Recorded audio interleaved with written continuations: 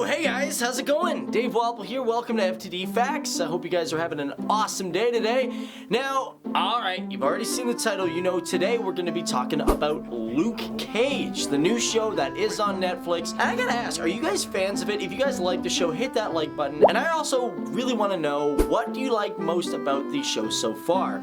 Also, let me know your favorite characters down there in the comment section below. Now, here's the thing with this video, guys, I'm not going to be like the rest of all the people out there and talk about, you know, what happens in the plot. I don't like spoilers at all in my videos. That thing right there, I'm just gonna shove it right off. Goodbye. But either way, welcome to FTD Facts, guys. This is a channel where we talk about everything and everything, whether it be countries, whether it be TV shows, whether it be celebrities, or we talk about stuff like Bollywood, you know? But also here on FTD Facts, we like to get a lot of opinions for future videos from all of you out there. That's right, that's you, and you. So if you have an idea or you want to request a video, let me know down there, and we love to give you guys shout outs. We actually read the comments. So let's talk about this show, Luke Cage. It is one of the most popular shows on Netflix right now. Another series part of the Marvel Netflix universe, which apparently also ties into the movie universe.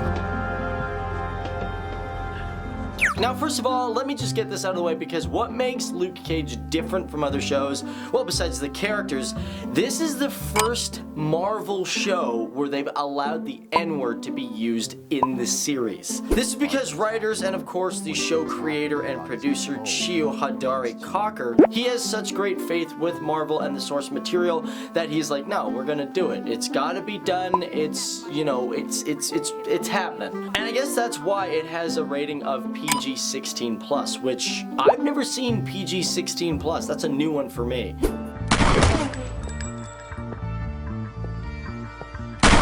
Now, as for this first season, it's only about 13 episodes. Maybe they'll get more, I don't really know. But if you look closely at each episode title, you'll know that each episode is named after a Gang Starr song, which I think is really appropriate because the show has a lot of hip-hop in it. Now, compared to the 1970s version of Luke Cage, this Luke Cage is always rocking a hoodie. And this is all because the hoodie has a very important meaning. The reason he's wearing a hoodie is because it's paying tribute to Trayvon Martin, which was a really controversial shooting which pushed the Black Lives Matter movement. Now, the show is set in Harlem, and as for the showrunner slash producer, Mr. Cocker, he said, yeah, we gotta shoot this whole thing in Harlem. You just can't do a show about Harlem and not put Harlem in it. For example, they had the opportunity to shoot in a barber shop in Greenwich Village, but they were like, no, we'll go with the harder option and shoot at a barber shop in Harlem. Also, interesting fact, while they were shooting, the show had a code name called Tiara. Anybody can win with Jordan and Kobe. Phil ain't no Pat.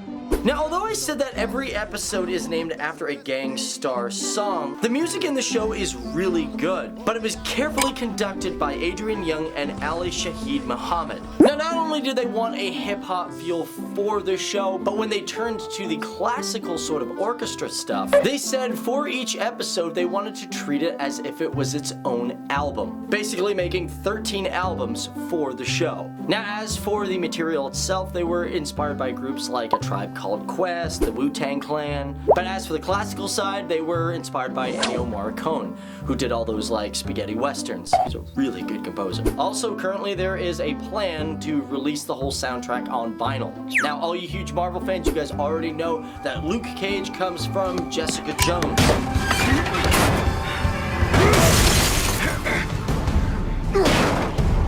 But some of you may be like, Dave, no, that's not true. As a matter of fact, this comes from the comic book series way back in the 70s. Because back then, Marvel wanted to really cash in on the blaxploitation movies like Shaft, so they created a comic book series that was in that sort of style. The Ryerson give you this job to give to me. And don't tell me he saved your life too. But I guess you can also say Marvel is kind of doing the same thing because they're just cashing in on their whole superhero craze that they're doing. But as for the character, Marvel has said it's not really based on the 70s version of Luke Cage. He's much different. This is because obviously he's focused more on Brian Michael Bendis' writing from the show Jessica Jones. Now, you guys may not know this, but there was a feature film adaptation of Luke Cage planned for over 20 years. It was called Luke Cage Hero for Hire, and director director Quentin Tarantino had interest in creating it. Originally back then he wanted actors such as Lawrence Fishburne to play the role of Luke Cage, but however he decided to axe this whole production and instead he did Pulp Fiction. Looks like.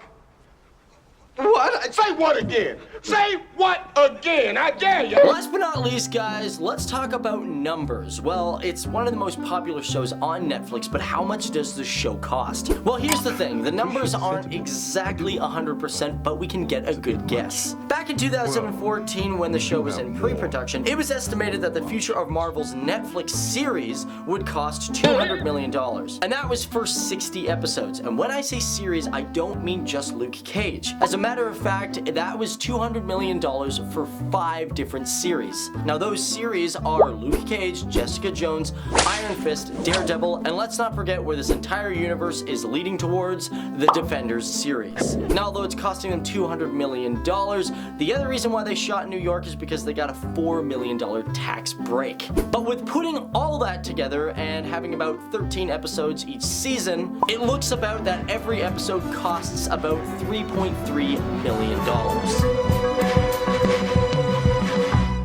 So that's it, guys. That's what we got for you. Maybe we'll do a part 2 when we know a little bit more about this show. But as for now, this is all we could dig up. Me, I still gotta finish watching this show. I'm not really much of a binge watcher. Because me, I just really don't have the time to binge watch and just watch every single thing. So that's it. Be sure to let me know who your favorite superhero is. Also, if you have an idea for a video, be sure to let us know down there in the comments below, whether it be a superhero, whether it be a country, anything you guys want, we're gonna look into it. So thanks a lot. I'm Dave Wappel, and I'll see you guys in the next video. Okay? Cool. Bye-bye.